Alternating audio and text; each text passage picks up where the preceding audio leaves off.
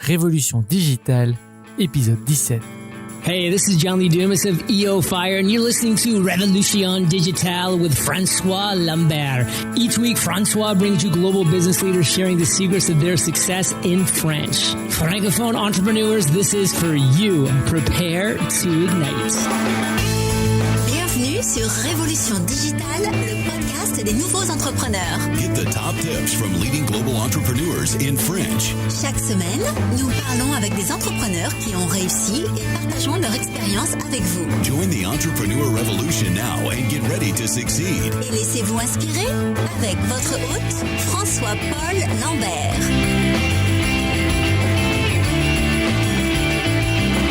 Bâtisseurs et bâtisseuses de la nouvelle économie, bien le bonjour. Ici François-Paul Lambert, bienvenue sur Révolution Digitale, le podcast qui vous présente en français le parcours des entrepreneurs les plus inspirants en francophonie, mais aussi dans le reste du monde. Si c'est la première fois que vous nous rejoignez, merci pour votre visite. Révolution Digitale est diffusée 2 fois par semaine, tous les mardis et les jeudis, et les comptes rendus de tous les épisodes sont disponibles sur notre site web révolutiondigitale.fr.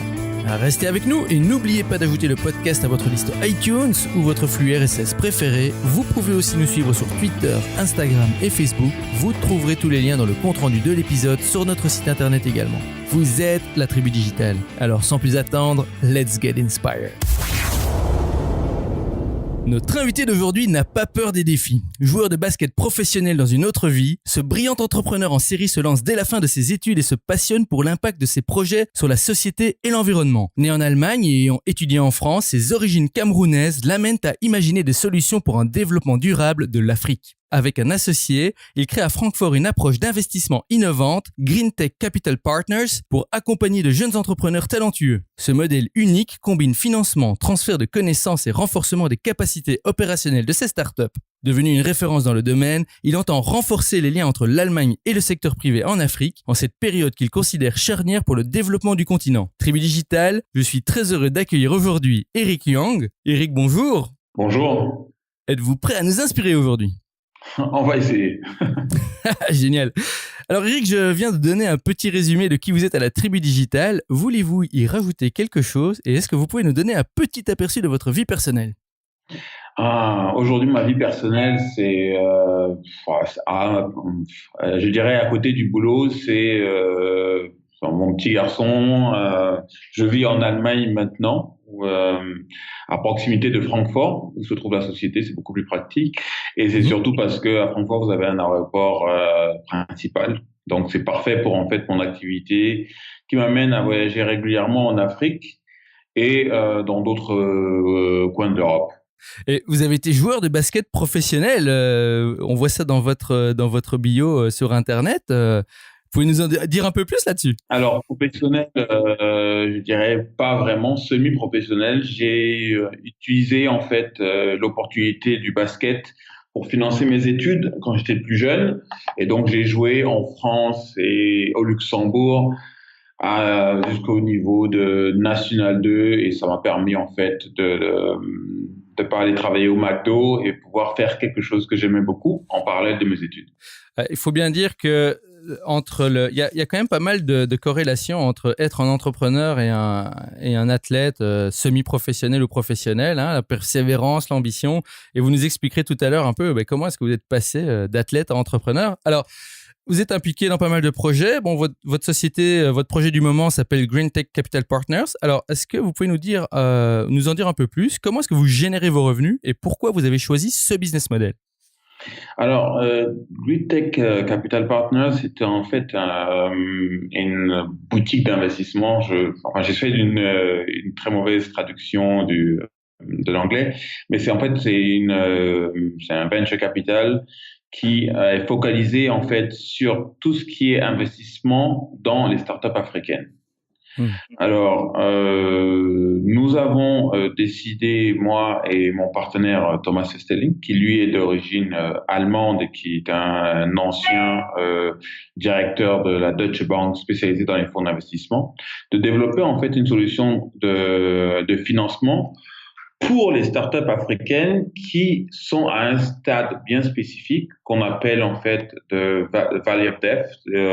C'est un peu le stade qui est post-accélérateur le moment où en fait la startup arrive sur le marché et est confrontée en fait à son environnement compétitif, doit être alors à ce moment-là soutenue par des moyens financiers, des moyens humains que souvent les startups n'ont pas accès, déjà en Europe, mais encore plus en Afrique.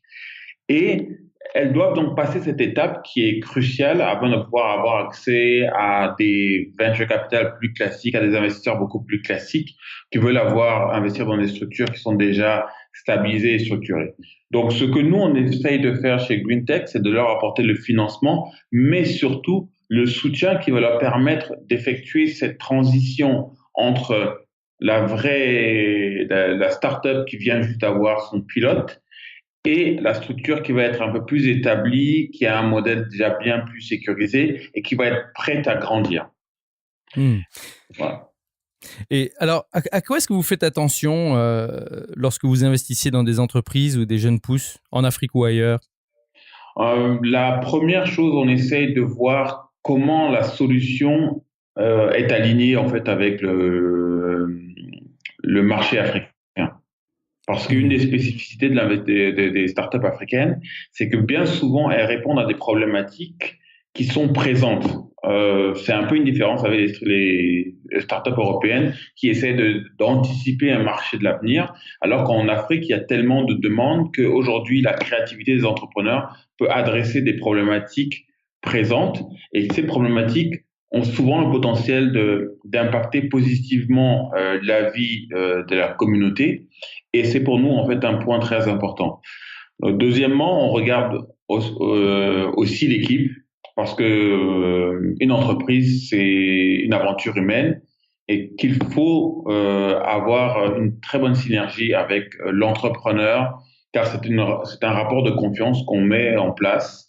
On apporte des ressources et on prend aussi des ressources de la connaissance de cet entrepreneur, et c'est cette dynamique-là, ce mélange-là, qui peut permettre de créer un investissement réussi. Alors, j'ai aussi envie de vous demander, quel est le problème que vous rencontrez le plus souvent chez les entrepreneurs qui cherchent votre soutien? Est-ce que c'est le capital, comme vous l'avez un peu sous-entendu, ou est-ce qu'il y a autre chose? La première demande des entrepreneurs, en règle générale, c'est bien entendu le capital. Mais quand on creuse un peu plus, on se rend compte qu'en fait, le capital n'est que la traduction simplifiée de différents besoins. Les entrepreneurs vont avoir besoin de network, vont avoir besoin de technologie, vont avoir besoin de ressources humaines supplémentaires, ils vont avoir besoin d'accès à certains marchés, et ils vont avoir besoin de pouvoir traiter et de pouvoir gérer l'arrivée de nouveaux fonds. Et ça, tout cela, en fait, les entrepreneurs le traduisent par un certain montant qu'ils vont allouer de différentes formes. Donc, aujourd'hui, je pourrais dire que bien sûr, le financement est une question importante, mais je pense plutôt que c'est vraiment la transition vers une solution fixe et attrayante pour les futurs partenaires financiers que les startups aujourd'hui recherchent. Et combien de startups vous soutenez aujourd'hui avec GreenTech Capital Partners? À ce jour, on a 12 compagnies dans notre portefeuille et à peu près 5 à 6 dans lesquelles on est en cours de due diligence. Tribu Digital, prenez bien note. Nous allons maintenant explorer le parcours entrepreneurial d'Eric, son aventure en tant qu'entrepreneur, le voyage qu'il a amené là où il est aujourd'hui. Alors Eric, commençons par cette question. Nous l'appelons l'appel à l'aventure. Alors, quand avez-vous su au fond de vous que vous vouliez devenir entrepreneur? Et si vous ne vous êtes pas lancé tout de suite, qu'est-ce qui vous a retenu? Alors, j'ai su que je voulais être entrepreneur lorsque j'étais en fac de sciences et que je me suis rendu compte que je préférais la négociation à la froideur des chiffres. Donc, ça a été pour moi un moment où j'ai décidé de me dépasser d'une formation scientifique à une formation plus commerciale et marketing. Et ma première expérience en tant qu'entrepreneur a été plus, on va dire, une nécessité qu'une inspiration, parce que je regardais sur le marché des opportunités d'emploi et de développement, Et n'ayant pas trouvé quelque chose qui m'intéressait, j'ai décidé de créer ma propre opportunité. Et c'est comme ça que je suis arrivé et que j'ai décidé que, bon, maintenant, je vais créer ma propre opportunité. Comme ça, je pourrais faire ce qui me fait plaisir, ce en quoi je crois. Et voilà, c'est comme ça que l'aventure a commencé. Tribu Digital, créer vos propres opportunités. Alors, Eric, bon, vous êtes lancé, vous avez essayé peut-être plusieurs projets avant d'en arriver à Green Tech Capital Partners. Est-ce que vous pouvez nous en dire un peu plus sur votre parcours? Le parcours entrepreneurial, c'est pas tous les jours facile. L'échec en fonction de la culture, il est vu différemment. Chez les anglo-saxons, chez les Américains particulièrement, c'est plutôt vu comme un moteur de la réussite. Alors, est-ce que vous êtes d'accord avec ça? Et racontez-nous quel a été votre pire moment en tant qu'entrepreneur. Alors, je suis définitivement d'accord avec le fait que l'échec c'est un moteur. C'est en fait un des ingrédients nécessaires à la réussite. Je dis ça parce que sur ma première expérience d'entrepreneur, j'ai connu le succès et l'échec. Et je pense que avec du recul, aujourd'hui, je me rends compte que tout ce que j'ai appris, et notamment un des ingrédients qui est absolument nécessaire quand on connaît son premier échec, qui est l'humilité et la capacité de rebondir, c'est quelque chose qui est extrêmement important. Aujourd'hui, grâce à ces différentes expériences, j'ai pu commencer par une première société en France en 2002 dans tout ce qui était conteneurs à déchets, avec un parcours assez long, 6 ans avant d'avoir un succès vraiment très important. Et après, c'est une expérience extrêmement épuisante, puisqu'à cette époque-là, je n'avais pas forcément connaissance en fait des supports capitalistiques qui pouvait y avoir, de venture capital, etc., etc. Et aujourd'hui, je me rends compte que le développement en fait des structures d'investissement, des venture capital, des angel investment, tout ça qui permettent en fait quelque part de faciliter le développement de l'entrepreneuriat, en fait, c'est quelque chose qui est pour moi extraordinaire, quelque chose qui est extrêmement extraordinaire. Je suis très heureux que ça se développe encore plus en Afrique. Aujourd'hui, je vois que je vois de par mon expérience et par les venture capital que je rencontre et les angel investors que je côtoie, que l'échec est aujourd'hui, peut-être aujourd'hui en fait une bonne chose, dépendant de la leçon qui a été tirée et de la façon dont l'entrepreneur a rebondi. Parce que aujourd'hui, la majorité des investisseurs savent qu'il y aura un ratio d'échecs importants dans leurs investissements. Ils essaient de le faire le moins possible, mais ils essayent justement à chaque fois d'avoir un learning, un feedback intéressant sur le pourquoi, de façon à ne pas l'appliquer, et ils attendent en fait des entrepreneurs la même attitude. Et alors, Eric, est-ce que vous pouvez nous raconter une petite histoire, un moment où vraiment vous avez été dans le creux, où vous aviez peut-être eu l'impression que tout était perdu, et ensuite nous raconter quand les choses ont changé, ont basculé en votre faveur, et quelles sont les actions qui ont contribué à vous faire pivoter? Je dirais que un des moments qui a été des plus difficiles a été après, j'ai eu une grosse période de succès en tant qu'entrepreneur, et pour des raisons non pas de business mais de raisons de collaboration avec mon partenaire de l'époque, nous avons été contraints en fait d'arrêter le business, ce qui a bien évidemment détruit la dynamique et la synergie.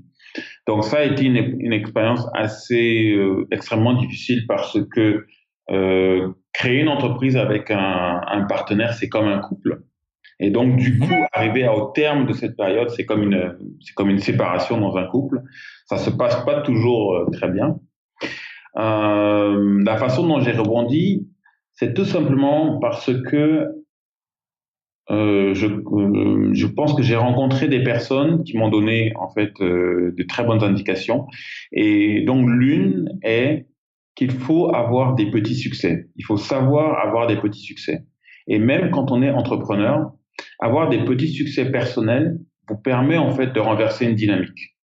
Pour ma part, ça a été de reprendre un peu le sport que j'avais mis de côté pour reprendre une condition physique optimale, etc. Parce que ça représentait psychologiquement un cycle positif, une réussite. Et avec cet état d'esprit, j'ai pu en fait transformer toutes les différentes opportunités qui m'ont été présentées à ce moment-là en petites réussites. Et de petite réussite en petite réussite, je me suis retrouvé à nouveau dans la dynamique de succès de l'entrepreneuriat et ça a vraiment tout débloqué. Donc, ce que je pourrais définitivement dire, c'est que il ne faut jamais négliger les petits succès quand on est dans le trou. Tribu Digital, célébrez vos petits succès personnels. Merci Eric. Et j'ai envie de rajouter, n'oubliez pas de faire du sport. Mais surtout, célébrez vos petits succès personnels et créer cette dynamique dont Eric parle. Alors Eric, si vous pouviez résumer là où les leçons clés que vous avez retirées de cette expérience, quelles seraient-elles ? Je veux dire en quelques mots, que pensez-vous que la tribu digitale doit retenir comme leçon de votre expérience ? Choisissez de faire quelque chose qui vous plaît vraiment, parce que c'est la seule chose qui vous maintiendra la tête hors de l'eau quand ça sera extrêmement difficile. Et une chose qu'on peut garantir, c'est que ce sera extrêmement difficile. Par contre, si vous faites quelque chose que vous aimez et que vous restez suffisamment longtemps en ligne avec vos valeurs, vous vous rendrez vite compte qu'il y a de plus en plus de gens qui vont vous rejoindre et cela va créer en fait une dynamique très positive pour votre business et pour vous-même.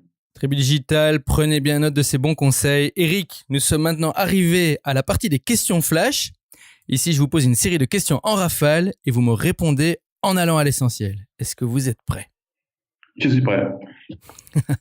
Quelle est votre définition du succès ? Être en accord avec soi-même.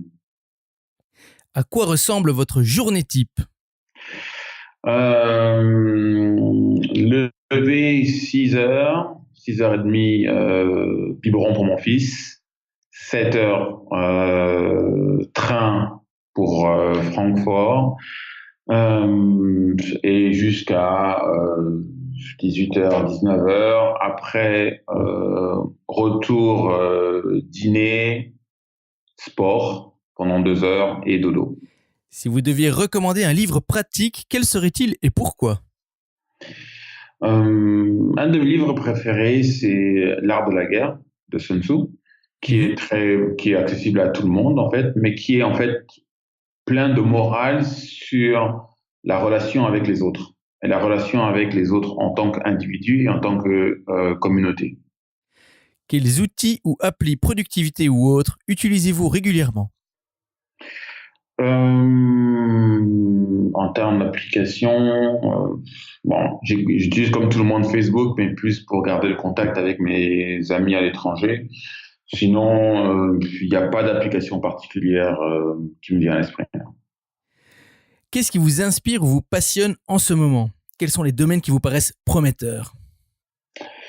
En ce moment, nous sommes en train de créer un fonds d'investissement qui va être focalisé sur les jeunes startups africaines. Nous sommes en train de développer un fonds qui va être entre 40 millions et 100 millions. Et ça me passionne particulièrement parce que je crois qu'aujourd'hui, en fait, en Afrique, il y a l'unique opportunité d'investir dans les futurs leaders de l'économie de demain. Et c'est quelque chose qui ne se passe pas fréquemment dans les différentes économies. Et donc, du coup, ça me passionne énormément. Et la dernière, c'est la question back in time. C'est ma préférée. Imaginons que vous ayez l'opportunité de remonter le temps et vous vous retrouvez face à votre vous de 18 ans. Vous n'avez que 5 minutes avant que le portail temporel ne vous ramène au présent. Avec l'expérience que vous avez maintenant, que vous diriez-vous? D'un point de vue pratique, quel plan ou conseil précis donneriez-vous à votre jeune alter ego pour réussir et qui n'implique pas d'acheter des billets de loto, des paris sportifs ou d'investir en bourse? Quel conseil je me donnerais il y a 10 ans en arrière? Bon, déjà, il faudrait que je réfléchisse à où est-ce que j'étais il y a 10 ans en arrière. À 18 ans. Vous 18 ans. Peut-être même encore. D'accord, ok. Donc ça fait quand même encore plus loin, quoi. À 18 ans, fais l'effort d'apprendre plus de langues. Ça te servira dans l'avenir. Je pense que, en fait, si je devais changer quelque chose, c'est ça que je ferais aujourd'hui. Je garderai toutes mes erreurs parce que je pense que ça m'a beaucoup servi, mais définitivement avec le futur que je sais que j'aurai et tous les pays dans lesquels j'aurais travaillé, je me dirais prendre l'opportunité pour chacun de ces pays d'apprendre la langue. Parce que si j'avais fait ça aujourd'hui, ça changerait mon Et est-ce que si vous aviez pu faire quelque chose on apprend, je suis d'accord avec vous, il faut apprendre de ses erreurs, mais si vous aviez pu faire quelque chose de différent, par exemple, en plus d'apprendre les langues? Si j'avais pu faire quelque chose, je me serais dit, suis toujours ton instinct. Parce que chaque fois que je l'ai pas fait, aujourd'hui avec du recul, j'ai regretté. Tribu Digital, apprenez plus de langues, suivez votre instinct, mais faites quand même vos erreurs. Eric, merci. Nous sommes maintenant arrivés à la fin de l'épisode. Merci d'avoir partagé généreusement toutes ces informations avec nous. Tribu Digital, j'espère que vous avez bien pris note. Je sais qu'il y en a parmi vous qui hésitent encore à se lancer et j'espère que l'aventure d'Eric vous inspirera à faire le grand saut. Alors Eric, pour le mot de la fin, que diriez-vous à nos auditeurs de la Tribu Digital qui hésitent encore à se lancer en tant qu'entrepreneur ou qui se sentent bloqués? Si vous aviez un seul conseil à leur donner, quel serait-il? Ça, c'est une question difficile parce que on a parlé du podcast. Chaque fois que quelqu'un me dit est-ce que je dois me lancer en tant qu'entrepreneur, je lui dis si jamais tu te poses la question, faut pas te lancer. Ça c'est la première chose que je dis. Si jamais tu te poses la question, il faut pas te lancer. Par contre, si tu te poses pas la question, lance-toi. De toutes les façons, tu gagneras quelque chose, que ce soit successful ou non. Mais si jamais tu te poses la question, c'est que t'es pas prêt. Tribu Digital, vous n'avez rien à perdre. Si vous vous posez la question, réfléchissez quand même bien à votre approche. Mais si c'est vraiment juste un petit élément qui vous bloque, écoutez Eric, vous n'avez rien à perdre. Alors Eric, vraiment merci, ce fut un plaisir et un honneur de vous avoir parmi nous aujourd'hui. Alors avant de nous quitter, dites-nous comment rester en contact avec vous sur les réseaux sociaux ou ailleurs. Et si vous avez une annonce à faire, la Tribu Digital vous écoute. Alors, pour rester en contact avec moi, en fait, c'est assez facile. Il faut déjà aller sur notre site internet qui est www.greentech sans le H -capital.com. Si vous êtes entrepreneur sur le marché africain, que ce soit un entrepreneur africain ou européen ou américain, mais que vous êtes sur le marché africain, nous sommes intéressés en fait de collaborer avec votre startup. Nous avons des critères qui sont clairement définis et nous avons en fait la volonté d'être le premier et le plus actif investisseur au niveau des startups en Afrique. Donc, j'espère avoir beaucoup d'opportunités de rencontrer ces futurs entrepreneurs africains au cours du développement de Green Tech Capital. Tribu Digital, vous venez d'entendre Eric Young partager avec vous son expérience et ses conseils. C'est à vous de jouer maintenant. Rejoignez-nous sur revolutiondigital.fr et tapez Eric avec un K dans la barre de recherche. Vous aurez accès à sa page dédiée avec toutes les informations et les références dont nous avons parlé aujourd'hui. Et bien sûr, n'oubliez pas de visiter la page d'Eric sur greentechcapital.com et de le suivre sur ses réseaux sociaux. Eric, merci encore d'avoir partagé votre aventure avec la Tribu Digital. Au revoir et je vous retrouve en backstage. Merci François, au revoir. Tribu Digital, merci de nous avoir écoutés aujourd'hui. J'espère que vous avez aimé notre entrevue avec Eric. Venez continuer la discussion avec nous sur Twitter, Instagram, @RevoDigital et Facebook /Révolution Digitale. On vous y attend. N'oubliez pas non plus d'ajouter le podcast à votre liste iTunes ou abonnez-vous directement sur notre site web pour être notifié des prochains épisodes. Vous êtes la Tribu Digitale. Et souvenez-vous, tout semble toujours impossible jusqu'à ce que ce soit fait. Thank you for listening to our guest stories this week. Merci et n'oubliez pas de vous inscrire à notre newsletter pour encore plus de conseils qui vous aident à réussir. We hope you're inspired and ready to move forward with your entrepreneurial dream. À bientôt pour un prochain épisode de Révolution Digitale. Stay inspired!